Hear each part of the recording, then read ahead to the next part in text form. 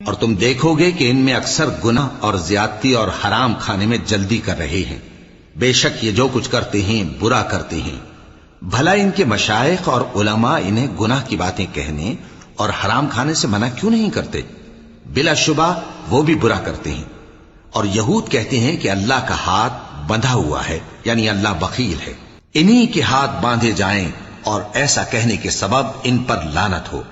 اصل یہ ہے کہ اس کے دونوں ہاتھ کھلے ہیں، وہ جس طرح اور جتنا چاہتا ہے خرچ کرتا ہے. اور اے نبی، یہ کتاب جو تمہارے پروردگار کی طرف سے تم پر نازل ہوئی، اس سے ان میں سے اکثر کی شرارت اور انکار اور بڑھے گا، اور ہم نے ان کے درمیان عداوت اور دشمنی قیامت کے دن تک ڈال دی ہے. جب کبھی انہوں نے لڑائی کی آگ جلائی، اللہ نے اس کو بجھا دیا، اور یہ ملک میں فساد کے لیے دوڑتے پھرتے ہیں، اور اللہ فساد کرنے والوں کو دوست نہیں رکھتا. اور اگر اہل کتاب ایمان لاتے اور پرہیزگاری کرتے تو ہم ان سے ان کے گناہ دور کر دیتے اور ان کو نعمت کے باغوں میں داخل کرتے.